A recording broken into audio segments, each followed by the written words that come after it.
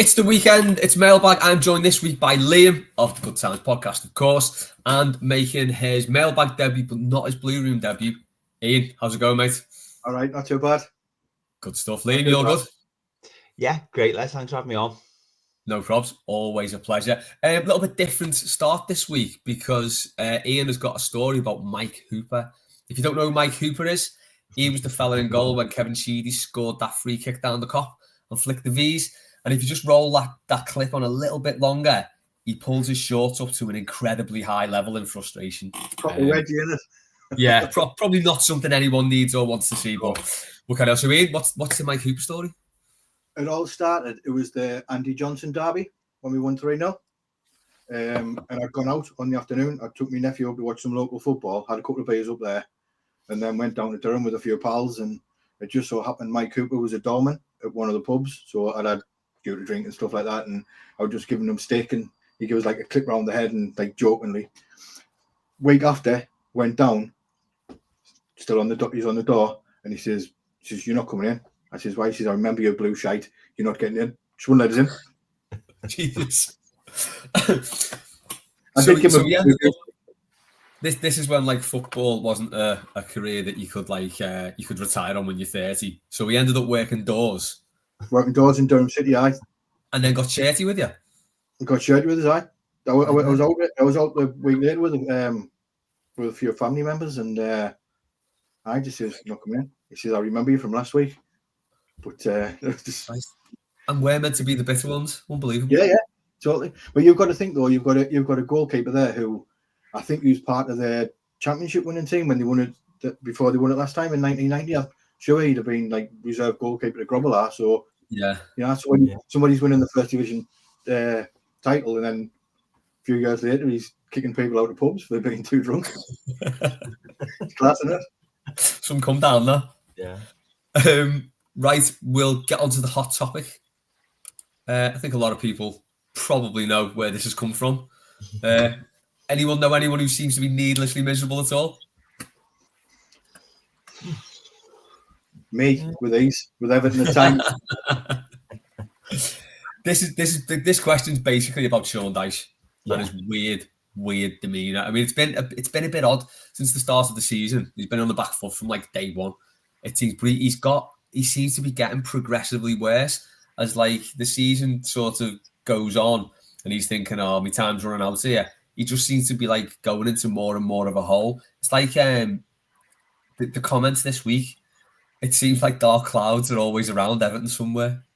Well, yeah, they are. Yeah. Yeah, but it's his job and the players' job to make sure that they're not. Well, do you know something that's occurred to me, lads? I know, like me, you're a big fan of Seinfeld. Do you reckon that he is doing a George Costanza and trying to get fired? It could be. He's trying to do the George Costanza, isn't he? Where like he runs like on the stadium and that. Yeah, he's a cross between Costanza trying to get fired and the swimmer. You know, the fella who's not bald and shaves his head. It's yes, and they go, "We know it's you, Costanza, you're bald." Yeah. By the way, I've never watched Seinfeld before. I know that sounds bad, but I've never seen it before now. It's amazing. It's good. It's well worth watching. Jerry Seinfeld is a bit of a questionable character now. Yes. But it is brilliant. Like the thing about Dyche is just his stubbornness. It's unbelievable how stubborn he is. It's like it's crazy. I've never known anybody like it. Like I think Mike Walker had a bit of stubbornness in him, but it's just change it. Yeah, and I think one sort of like real sort of show of stubbornness was this quote: "There's no evidence to suggest that Dyche should be playing as a number 10." I mean, as Alex said, he wears number 10, so like there's one. Yeah. Like it's where he played for Sheffield United, and when you read all the articles about him coming to him, it's like one of the reasons he struggled at Marseille is because he played out of position. Yeah, I know. I mean, he's been brilliant for us on the wing, so I don't want to criticise too much, but like, it's very clear that is something he can do. So it's strange and like it just seems so avoidable. Like I don't think people expect an awful lot, but I don't think they're wrong to expect more than what they're getting at the moment. No, I don't think so either. No. If you had a choice, though, who would you play in there? Would you play him there, or would you play Dwight McNeil? Him. Yeah, I think I'd give a die a go now. Yeah, I think. Yeah. Well, the hot topic, what you need to be miserable about, I was going to say, I hate players who can't use both feet or like are so one-footed, it inhibits them.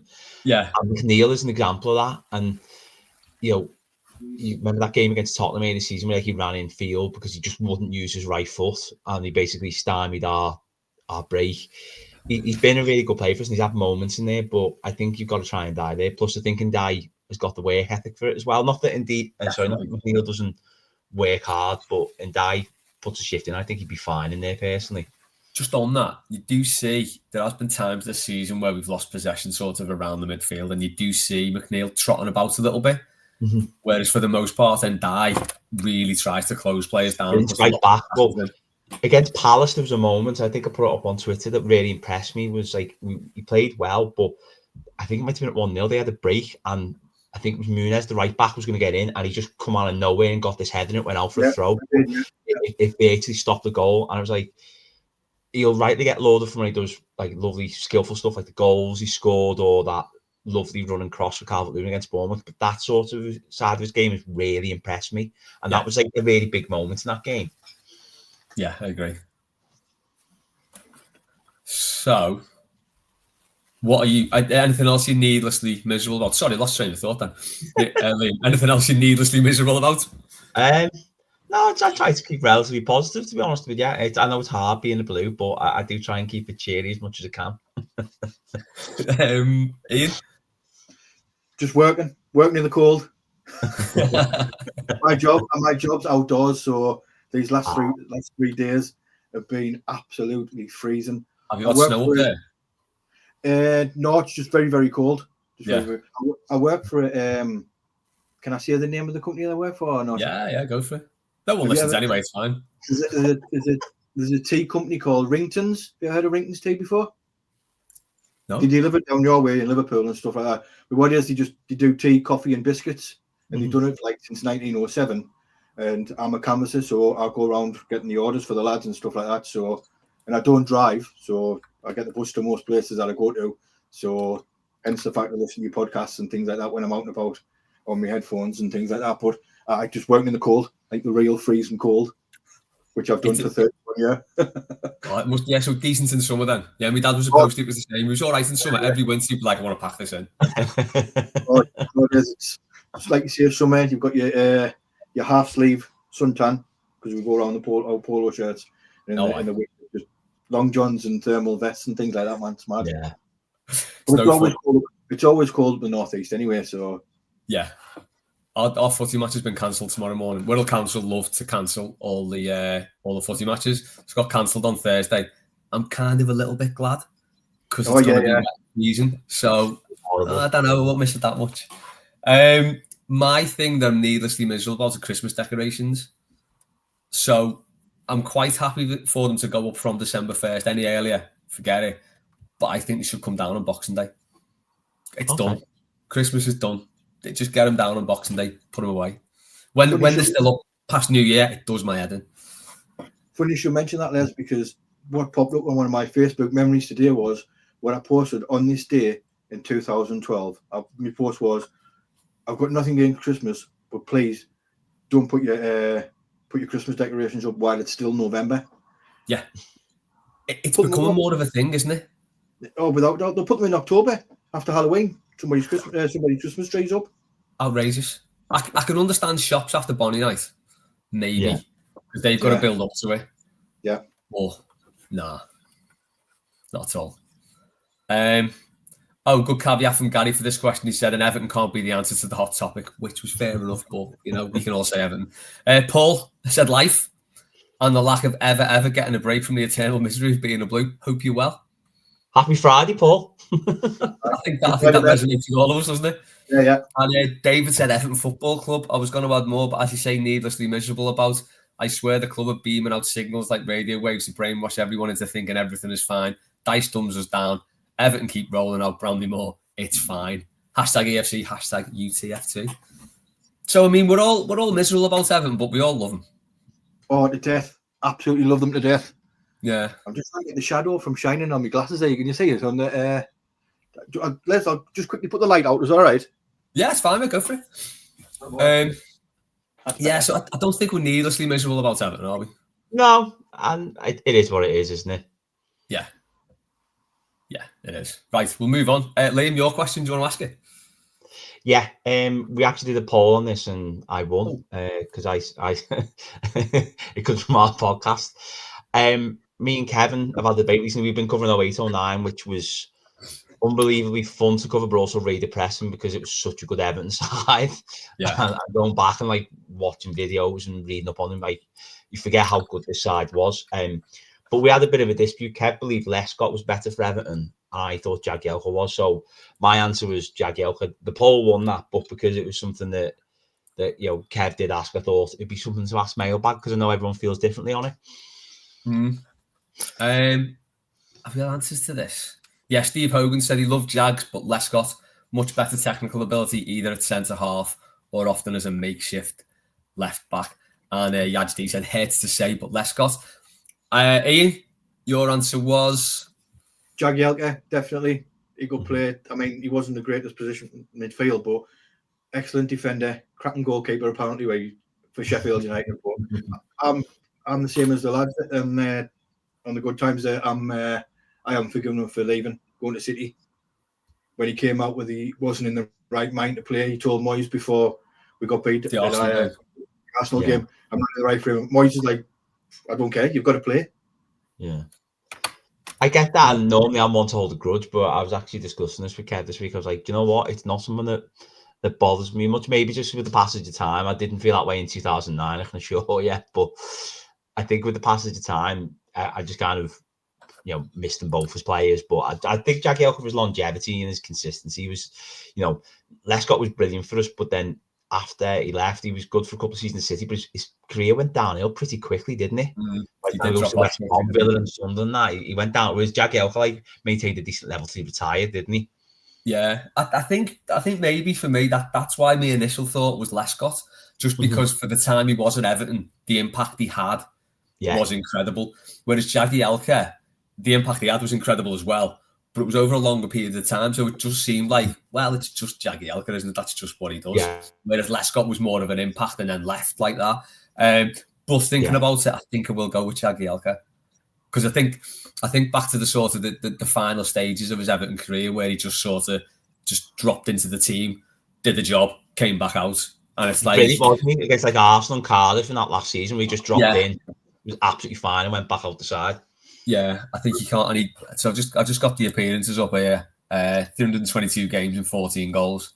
Memorably, that one against Arsenal and that one against Liverpool, obviously. Remember, he went like on that scoring patch under Koeman in Koeman's first season. He scored in 3 consecutive games against United and Burnley. Lescott got 14 goals as well, but in 113 games, wasn't it?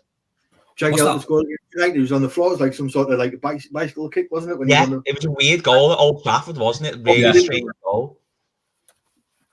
I feel sorry for Jagielka because obviously he scored the winning penalty in the semi-final, then did his ACL, and then to come back, the play he was after that as well. I think did really well. That is impressive. Yeah. Lescott did recover from a bad injury at Wolves, didn't he? He missed the entire season when Wolves were in the Premier League in 03-04, so they both did really well to come back from it. God, that missing those 3 players in the 2009 final, difference that could have made. We just recorded for 09. We mentioned that on the Good Times pod. And it was like, I read a really good quote in Faith for Our Families, and someone said it's like going Chelsea to Chelsea, Drogba, Lampard, and Terrier out. Yeah, basically, it make a difference because it's not just probably your 3 best players, but your actual spine of the team, isn't it? Yeah. Plus, we had old chocolate wrists and goal, which didn't help. What is it? Would have helped if No, that was it, wasn't it? If you got off his feet as well, it's just a shocker, that wasn't it? Yeah. Definitely. Anyway, let's not pull that thread too much more because David's asked on a bit of a tangent now. There's so many UFO/UAP reports and sightings, documents being declassified. Many people now taking UFOs seriously. Do you accept aliens exist? I think David does. And where do you see them manifesting? Like Men in Black, or maybe like the Invaders. Brackets, brilliant. So is anyone familiar with the Invaders? No. So it's a 60s TV show. I looked it up before. And basically some fella's driving home, he's knackered, and he sort of pulls into this lay-by, sees these aliens come down, is like, whoa, hang on. And he's trying to convince everyone that there's aliens. Not an easy job. He was probably pissed as well. It was the 60s. Yeah. So that was that. All Men in Black, obviously. So do aliens exist? No, definitely not. No. If aliens existed, they'd have come down here by now. What if they're like just miles away? Like it's a bit too far? Nah. I've never been one for believing in aliens and stuff like that. Like, not having it. Liam? Nah. Well, I live in Oxford, which is next to Birkenhead, and when you go to a pub in Birkenhead, it's a bit like the bar in Star Wars. So I'm gonna say I believe in aliens. Which one are you talking here? The Cock and Pullet or something? Oh yeah, well no, that's at the top of my road, the Royal. I'm round the corner from that. And it only got renamed the Royal recently, but for the 4 years we lived by it, even though I never went in, I used to look at the name and giggle, the Cock and Pullet. Yeah, just laugh at myself. But they do have a Labour Corbyn for the many, not the few sign up still, which I've got a lot of time for. It's on the outside of the booth, so I respect that. I was thinking more the Garrick Snug, is it in the middle of Birkenhead? I've never been in there. I've never been. I've just seen people outside, like aliens smoking or vaping. So I'm like, I'm not going in. Yeah, it's that pub has been there. I'm gonna say forever. It's certainly as long as I've known, like going to Birkenhead from when I was a kid. That pub's always been there, and it's just. So, Ian, or for anyone who doesn't know, it's basically your Birkenhead town centre, sort of the main road, and then you've got a set of car parks behind it, I think, where there is now. Yeah. And there's just this sort of road between that goes through, and then on the side of like one of the buildings, one of the big shop buildings, there's just this pub in the middle of it. It's called the Garrick Snug, and it looks tiny, and I've never been in. But yeah, maybe we should do that. Maybe we should do that, the Blue Room Night Out. Yeah, we'll do the Blue Room Night Out. If it's crap, you can just go to the Glen Africa. If it's really moody, you can just get into Glen Africa. Not far from there. There you go. It's not far, is it? Yeah. I mean, since I moved over to Willow in 2020, and I just remember walking into Birkenhead. The first time I walked there, I hadn't been into the centre of Birkenhead in years. And the thing that kind of endeared me as well is there's still a JJB shop front. I think they went bust in like 2009. And there's still a JJB shop with just the shutters on. No one tried to move it. It's amazing. Yeah, no, it is. I have been to Birkenhead a couple of times, but that was just through my missus was working down there, and wasn't it one of the good nice party anywhere, isn't it? But yeah, wasn't it a wimpy down there or something? Oh, I think there's still a wimpy, yeah. I'm sure we are. God, I thought they went in the 90s or something like that. No, I went to one about 10 years ago. I was working over in Bacon at the time, and I went in and I got like a bag of chips and a drink, and I had like a $5 on me, and it was like, come to $5.50. So I went, I'll go to the cash point and get some more money. And the fella went, don't worry. Like they were just that glad to the customer, just like, no, we'll do you the deal. And you get it on a plate as well, don't you? Still, I think. Yeah, knife and fork a lot. Yeah, that's it. We've got to be weird to eat it with knife and fork, but it's a nice touch. Yeah. Aliens, I'm going to say I'm going to say aliens do exist, just because I've been watching that solar system program, and it's just mind-bending, like how big the universe is. It sounds like it's like 3 o'clock in the morning in someone's kitchen here, doesn't it? But yeah, what about playing Columbia on FIFA in the living room? Yeah, I'm going to say there are aliens manifesting. I'm going to say, has anyone seen They Live with Roddy Piper?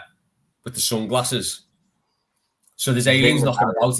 There's aliens knocking about everywhere, and you can only see them when he puts his sunglasses on. And there's all sorts of billboards for like holidays and stuff. I've got like signs like obey and reproduce and stuff like that.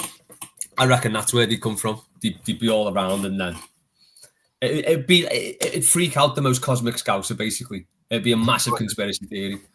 But yeah, the most mob. Could we get Dyson? Could we get Dyson? People go up the mountains now because they've stopped doing everything else on a Friday night. Oh, well, that's it. Yeah. Sunday morning up Movama. Sorry, what did you say? Can we get Dyson glasses like that so we can see substitutes before? Well, funny enough, we'll come on to Dyson in a sec. Anyway, so Liam, how are they manifesting? I don't know, an old Liverpool shirt. I don't know. Just Liverpool shirts in Birkenhead Town Centre. That'll do. yeah, that'll do me. And the second part of David's question, Ian, will come to you first. Is Sean Dyson alien? Yes. Even though I don't believe it, he is the start of aliens down here. That's the first bit. Yeah, I think he is, because his limited vocabulary, like, it's always on the grass, the feel, youngie, Dwighty. Like, there's only so many phrases that he knows. Like, it is an alien. It's like Kang and Kodo show on The Simpsons when they replace Bill Clinton and Bob Dole. Like, just knows a few like basic things to say in his press conferences. So I'm going to agree with Ian on this and go, he is. Yeah, I'm going to say he is as well. Let's have your best impression of on the grass. Go on. On the grass. Look at the boys out of the grass. The feel. I think he is purely because of this. Yeah, so that Call Me Pop thing off the League of Gentlemen, where he just like smacks his mouth and rubs it all over his face. That's some weird alien shit going on there. I know we said it wasn't time for Christmas, but Dave has thrown us a Christmas question. What presents are you planning to give the shit members of your family? Okay. Or the worst gifts you've received. Shit members of your family seems harsh. Or the worst gifts you've received from shit members of your family. So Dave said his sister once got him a tea coasters and shortbread set. She forgot to take the price off, and the tin had reduced to $3.99 sticker on it. Since then, presents have declined year on year. I gave her a tenner last year. It's quite a bleak little story, that, isn't it? Yeah. Nice one. Although I still think he's going over the top, giving her a tenner if she got him a £4 reduced packet of biscuits. Looks more generous. Yeah, it's true. Ian, got any shit members of your family who give shit presents and you give shit presents to? Well, this might sound shocking, but I don't buy any presents. I'll leave it to Louise to do, my girlfriend, stroke missus, and I just say, tell us what you're getting and I'll give you half. And that's it. Fair enough. And that's me. In safe hands then, yeah. I don't get involved in any of that. I just leave it to Lou. Fair enough. That's it. I mean, if she's happy to do that and she's good at it. Yeah, definitely. Liam? Well, I think I said to you something before about a shit gift I received, but I'll go to one that that's gonna be the thumbnail picture, by the way. We'll get to that in a minute. But first of all, for quite a few years on April Fools, I got my auntie with the same wind-up. I used to get a few people with it, but I got my auntie about 6 or 7 years with the same wind-up on April Fools, just text, no ringing, going, oh my God, Cliff Richard's been shot. And she fell for it. She fell for it repeatedly. So what I did was one year I've done it a few times. I might do it again this year. I bought a Cliff Richard calendar. She gets like a proper present as well, but like the latest Cliff Richard calendar. And she puts it up in the kitchen, to be fair. We have like a bit of a laugh about it. But one of the worst presents I received, I think it might have been for Christmas, was around 1997. And my great auntie, I think she visited South Africa, lived out there, whatever it was.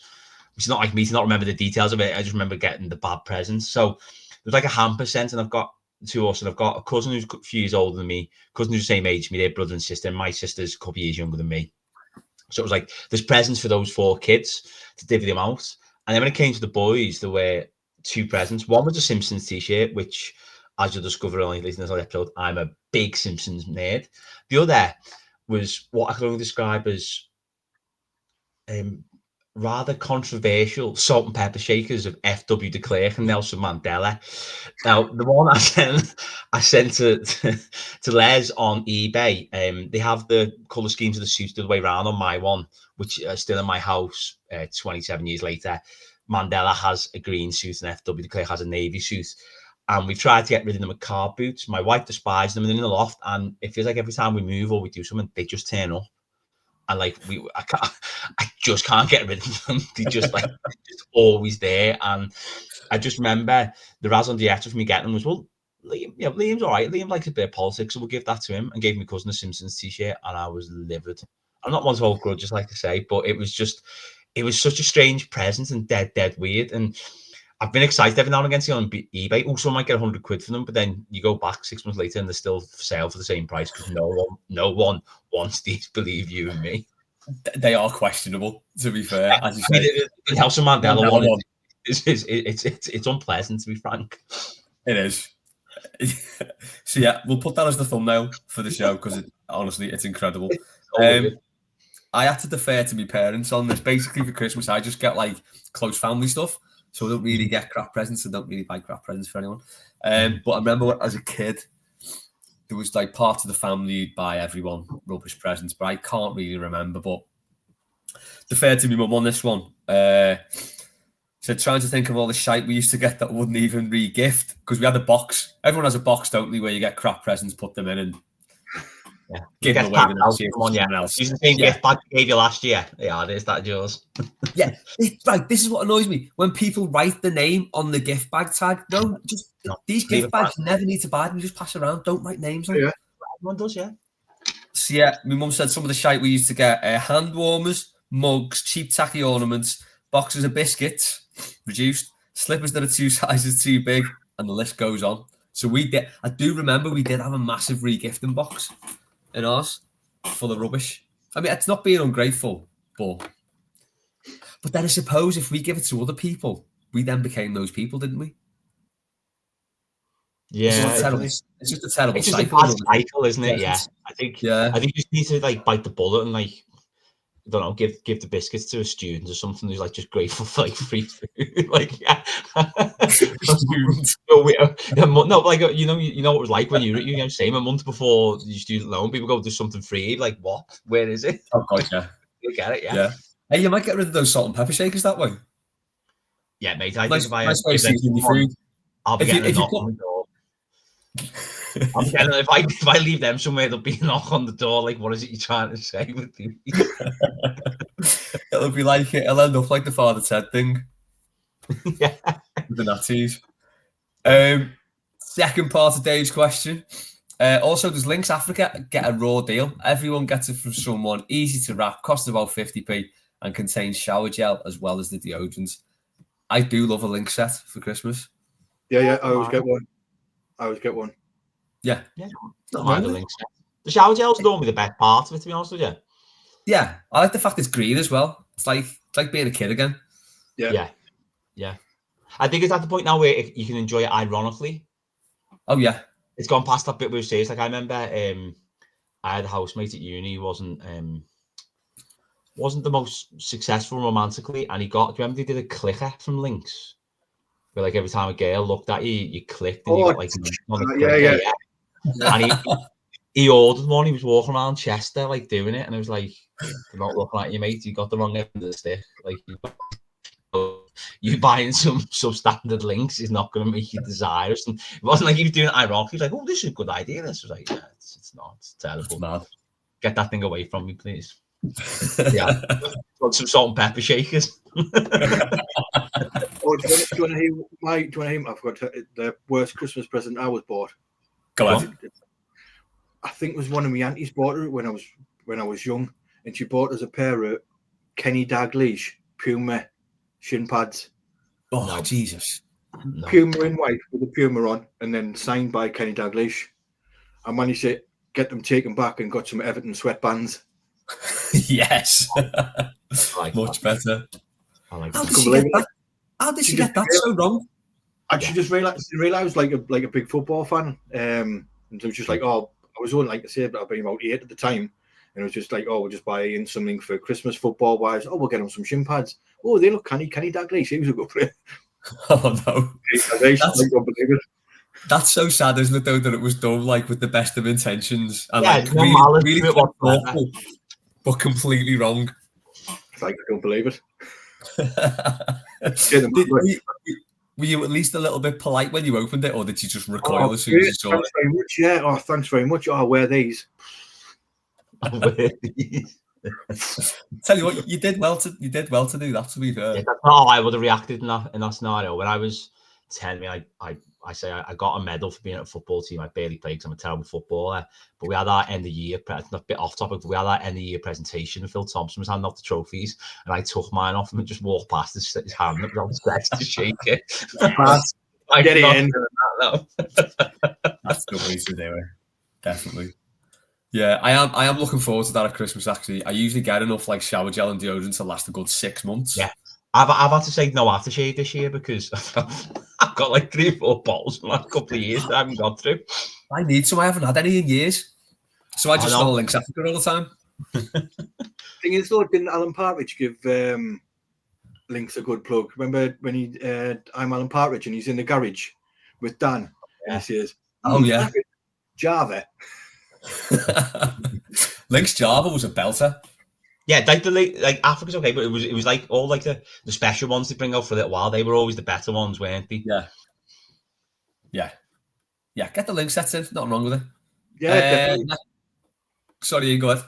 Yeah, definitely. I approve of Lynx box sets. Definitely. Good stuff. If Lynx want to sponsor this podcast, get in touch. Yeah. Have some of that. Oh no, wrong one. Hold on, I've done that wrong. Wait there. Just talk amongst yourselves for a sec while I just put the right name on this. It's all right.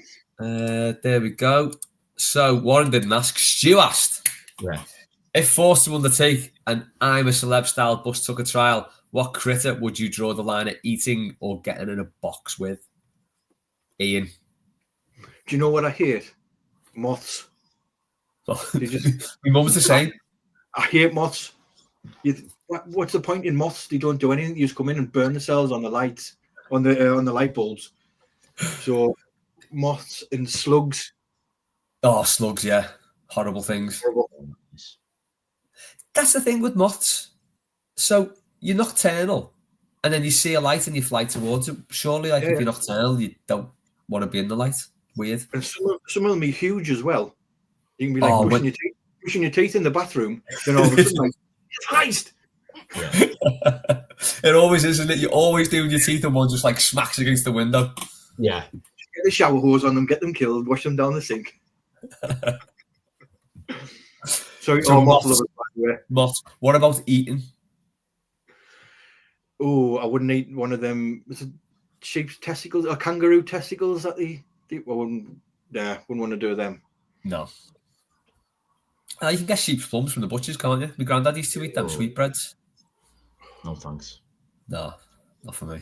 That's one for Bob Mortimer sketch, that isn't it? Yeah. Oh, thanks. Even the name sweetbreads. Yeah. Liam, what's your red line with critters and eating things? Well, the worst type of a cop bite? No. Doing a Frank Lampard, but seriously, I'd go for cockroaches. I feel like they feel like they're the worst of insects. You know what I mean? Like they never turn up in good scenarios, do they? You know what I mean? They'll get like, you might see, remember Spider, like the thing when you were a kid, the cartoon. There's at least like friendly versions of most things, but they're not like, oh, the friendly cockroach is there. It's not really for me. The cucaracha. So yeah, okay. Cheerfully withdrawn. Can cockroaches survive nuclear explosions as well? Apparently. So, so why would you want to eat someone that can survive a nuclear explosion? That's no good. Not right, is it? Yeah. Soon enough, we'll all have our cockroach overlords. Have you seen that thing that's doing the round again as well about the Russian nuclear strikes in like Liverpool is like target number 1? Mm-hmm. I don't know why. I'm blaming the Reds having a good time in Ukraine in 2019. That's why. It's their fault. And everybody's picked it up because Threads was on about a month ago. Oh, I forgot to watch it. I watched that at school. And I've not revisited it because it looked. I just saw some fella with like stuff all like a mask over his face, and it just looked horrible. And I was like, no thanks. What is the worst bit on there, Liam, is when this woman's walking through with a dead, like walking through looking for people, and there's a woman there like with a dead baby and stuff like that, and like honestly, it's horrendous. Like, she was thinking about it now. That Sheffield, isn't it? Hits. Yeah. I think. Yeah. Oh, please. It's got him from ID in it. Reese. Oh, can we say him now? You know what I mean, don't you? Sure. His name now. He's called Reese anyway. Oh, I can't think. Reese Dinsdale. That's the one. Yeah, name rings a bell. Yeah. Got him. Yeah. I think mine for this one. The eating thing, I couldn't eat like the fish eye. Oh, Too slimy. But, and like you got to chew through the lens and stuff. Nah, for me, like being in a box with something, it'd just be big spiders. I'm actually not that scared of spiders, so when you get the big ones that knock about the house, I'll just pick them up by the leg and chuck them out. I'm all right with them. But if it was in a box with like huntsman spiders or anything like that, yeah. End up screaming like Marv in Home Alone. Yeah. I don't think he was acting. I think they weren't telling him they were going to do it, and he's just gone, Yeah, it does look quite like authentic, doesn't it? It's a proper scream, isn't it? Yeah. Or end up screaming like Ned Flanders, which leads us nicely onto our final question this week, which is from Warren. Seamless. What's your we'll do ours first, Liam, and then you can just riff. Liam, I'll just go and put the kettle on. You can just tell everybody about the Simpsons from the first episode now. So what is your all-time favorite Simpsons line, joke, Ian? You got one? No, it is. I wouldn't say I was a regular viewer. I don't like the Simpsons, but I'm not a regular viewer. But I can just remember bits of it, and it's just when Bart phones the tavern. No, just yeah. Like, can I have you'll have to give us some examples, Liam. Can I speak to Hugh Jass? And then a fella actually called Hugh Jass. Yeah. IP Freely, another one, isn't it? Yeah. I would say Mo was my favourite character. If I had to pick a favourite character in The Simpsons, it would be Mo. I think I've asked the mailbag before, and it's kind of been a consensus that Mo's probably the biggest Evertonian in The Simpsons because, like, of his anger and his bitterness. It's very, it's very Park End, isn't it? Oh, he is. Yeah, he's right in there. Amanda Hug and Kiss. There's another one as well. Yeah, can have Amanda Hug and Kiss. I think my one is just a very simple where Homer's doing the boudoir shots and he says, "Let's get Homer erotic." I like it. Brilliant. Just lovely. Liam, go ahead then. Oh, sorry. No, I was going to say, Liam being the man with all the Simpsons crack. Can you remember the episode that had the Who on? When the Who came when they have the wall, one of the later ones. I say later ones, even after season 9, I calculated, but when they build a wall, don't they, in Springfield, and the Who are on it, aren't they? One of the funniest things is this sort of animal keeps biting Homer, and he's got it in like a kennel or something like that, and it just keeps coming out and biting him. And he's like, honestly, I was hilarious. I love how you're not as big in Simpsons, but as soon as you mentioned the Who are on it, it's like, yeah, I'm straight on that all over. Get me in to see the Who. Yeah, well, I like how on brand that is. Like, that's brilliant. Definitely. I saw the Who in Kirby in about 2007. Would have been, yeah. Which blows my mind. It's like, it's one of those things, when you go to a gig and then years later you think, did that actually happen? Yeah, it's one of those. Yeah, it's like it never happened. It's weird. Yeah. God, yeah, mad. Liam, go ahead. I thought of a few, but I'm going to keep it relatively narrow. The one that came to mind was in Home of Batman when he falls off the shower and he has like the shower curtain over him. And the newscaster goes, Simpson scandal update. He sleeps in oxygen tent, which he says gives him sexual powers. And Homer replies, that's a half truth. And then doesn't elaborate on it, which is such a great response. Or the one that came to mind today was when Homer, against another one, Homer the Vigilante, he's telling a story and you only get the tail end of the story, and all he goes is, so I said to him, look, buddy, your car was upside down when we got here, and as for your grandma, she shouldn't have mouthed off like that. And he just leaves it at that. And then we do a few on the podcast. The last one I'll probably go to is on Selma's Choice, where they go to Duff Gardens. Lisa gets sick. They give her loads of, this fella in white coat gives loads of tablets to Selma, goes, give her these, and these. And she just goes, thank you, doctor. And the fella goes, oh, I'm not a doctor. And just leave. It's those little jokes with the lack of context really gets to me. But I'd be a very long episode. So thank you for that. We'll probably do a spin-off at some point at good times when we'll get them on for it, just the Simpsons. Let's do a standalone. Yeah, definitely. Yeah. Right, before we go then, we could make ourselves look silly for people who sort of watch this after Friday or after the game on Saturday. Let's have some score predictions. I saw Thomas Frank was fluttering his eyelashes at us again today, wasn't he? He wants the job, doesn't he? With his comments. I mean, I don't want to say, but he's gagging for it. He is. He's so respectful, and as much as I like it, it is the sort of respect to someone who I think he's a bit like Dyche. I know Dyche said that thing about they forgot how to win, but how Dyche was towards Everton before he got the job because he thought that's probably the biggest job I can get. Yeah. I think there's a bit of that, and something. I think he'd do a better job than Dyche. Yeah, agree. He's a good manager, isn't he? He is a good manager. I think he's tactically flexible. Looking compared to Dyche, like you mix up the system all the time. Yeah. Only it's not like flowing football. It can be direct, but it's effective. I mean, the caveat there is they did finish below us last season, so you kind of have to temper it. Well, yeah, I think that's where I've been impressed this season though, because I tipped them to go down. I think because I thought they were on one of those declines. Like sort of clubs like Charlton who came up, had a few seasons, and then it felt like that could be where Brentford are at, but he's turned around and having a decent season without Ivan Toney as well, which you thought. Yeah, and without winning away, which God shouldn't have said that, should they? But they haven't won away. Let him in. They got all the points at home. So time for Everton. I think he's more. Sorry, Liam. I think he's more media friendly than Dyche. He what? Sorry, I missed that.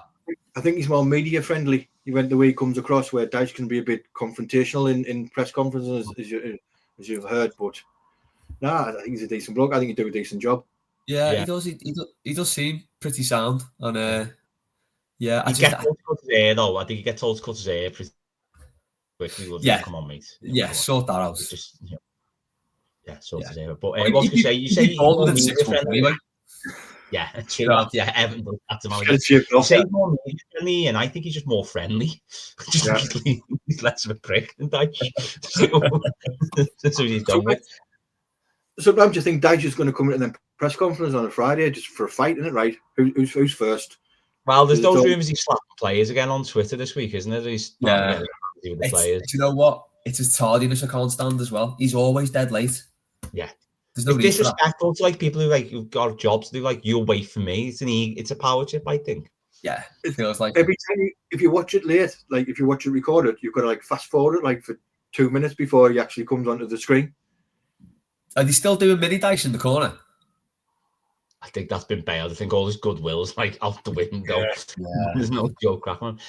I think it's a big game from tomorrow. I actually think we will get the results, but I don't think that necessarily down to the Dyche. I think it'll just be more out of circumstance because the players recognised in a bit of a hole. But he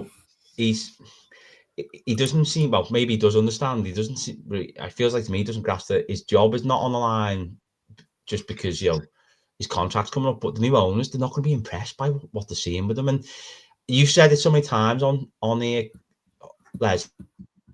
You can be impressed with the way he's done up until this season and grateful for it. I expect more from this season. It shouldn't just be because he's done that job, he gets a free pass for what he's done now. And there are things that this season that have conspired against him. But there's times where he hasn't himself, like when the Bournemouth game is going, you can smell something isn't right. Well, do something. The one time, the one person who can do something to change it is you. And the one time you have options in your Everton career to change it, you don't. Yeah. Because you're thinking after that Bournemouth, we're 3-0 up, and you're sitting there and you're thinking, "Oh, it's going to be a good night tonight." You'll have a good night. You'll have a good night at the pub, doing the after show, and go on the bus and a bit of a sing song and stuff like that. And then 10-15 minutes later, you're 3-2 down and you're trudging out of the ground, and you're like, "Where did that come from?" It was just sat there thinking, God, this is great. This has just been a lovely day. It's going to be brilliant because it was a nice sunny day and everything on it. And glorious, wasn't it? It was set up for it, wasn't it? I even think I went the game in my shorts. Oh God, I do miss that. We had quite a prolonged short weather season this season, I think, as well. Yeah. We did it last game of last season against Sheffield United. We did it. And it was like the first time we had a game that time of year since COVID without anything riding on it. And to anyone who listened, there was a bus journey from town. We went to outside the Brick for a bit and then got the bus into town. I think it was 21 because anyway, it was just full of Evertonians, and I'm not messing. I started chanting when we got stuck outside the Wetherspoons, and the bus was singing the entire way to town. So anyone who was a listener on that, honestly, tweet about it because it was so fun. And I started with the ball chant, and I'm only on Trumbreak, but I made a good joke by my standards. As everyone started emptying off, I started to go, the bus, we're getting off the bus. Quality. But going back to the original question, I still fancy us tomorrow. I think 3-1. Yeah, 3-1. Ian, What do you think? I think we'll get a result as well. I think we'll beat them 2-1. I'm gonna go 2-1 Brentford. Yeah. I've just got no confidence in them. To be honest, they just drain me of any sort of confidence. So yeah, I don't know. I'm gonna cry it in now. Basically, that's what I'm doing. I love that. The one good thing at the minute is Pickford's coming back into form. True. He needs to be though, doesn't he? Yeah, he does. Yeah, how we ended up getting saved by him in that West Ham game. I think that was the one that done for me. Really, it was like they weren't asked for 75 minutes, and we still couldn't do anything. So I didn't watch the game. I was listening on the club channel with Darren Griffiths and Snods, and like, oh my god, what a save! And like, obviously saying it on Match of the Day, like unbelievable. But he made 4 or 5 saves that game. That's it. Daniel Ingredients to come on, Adley, to do his usual thing. Yeah. He was faultless for England as well. You know what I mean? He even got praise off Roy Keane, which is like, where's Rocky? Dixon's got in for him though. I don't know if you've noticed that every time Lee Dixon comes on him, he properly lays into him. Yeah. Really weird, but strange. Right. Well, I'll leave it on your 3-1 and 2-1, lads, because let's not talk about what I think. Thanks for coming on, boys. Enjoy the weekend. Thanks for everyone sending questions in. Thanks, Liam. Thanks, Ian. We'll catch you next time on Mailbag. Up the toffees.